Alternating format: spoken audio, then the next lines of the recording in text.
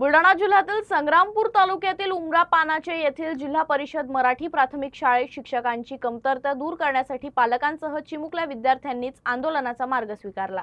आम्हाला शिक्षक द्या अशा घोषणांनी शिक्षण विभाग दणानून सोडत विद्यार्थ्यांनी ठिय्या आंदोलन केलं। संग्रामपूर तालुक्यातील उमरा पानाचे येथील जिल्हा परिषद मराठी प्राथमिक शाळेत इयत्ता 1ली ते 4थी पर्यंत 33 विद्यार्थी शिक्षण घेत आहेत।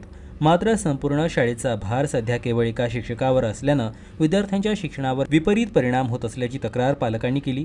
याच मागणीसाठी शाळा व्यवस्थापन समिती, पालक आणि चिमुकल्या विद्यार्थ्यांनी संग्रामपूर येथील शिक्षण विभाग कार्यालयात ठिय्या आंदोलन केलं। आंदोलनादरम्यान विद्यार्थ्यांनी शिक्षक द्या, आम्हाला शिक्षक द्या अशा घोषणांनी परिसर दणानून सोडला। यापूर्वीही शाळा व्यवस्थापन समिती आणि पालकांनी पंचायत समितीचे गटविकास अधिकारी यांच्याकडे शिक्षक नियुक्तीबाबत अनेकदा निवेदने दिली होती, मात्र त्यावर कारवाई न झाल्यानं अखेर आंदोलनाचा मार्ग स्वीकारण्यात आला। माझा मुलगा दुसऱ्या वर्गात आहे। दुसऱ्या वर्गात असून एकच शिक्षक आहे। आमची मागणी मागच्या वर्षी दिवाळीपासून आहे।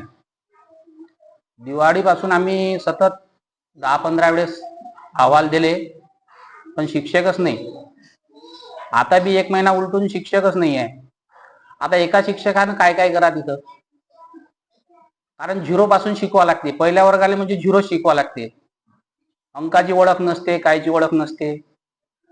आता शाळेची परिस्थिती अशी आहे की शाळेच्या आवारात मुलं खेळतात त्यावेळेस बऱ्याच ह्या होतात दुर्घटना, म्हणजे तटसाक आईबाबाचं, या मुलाचे आईबाबा त्या मुलाचे आईबाबा भांडणं, म्हणजे कदाचित हा वाद स्टेशन लोक बी जाऊ शकते। 4 वर्ग आहेत।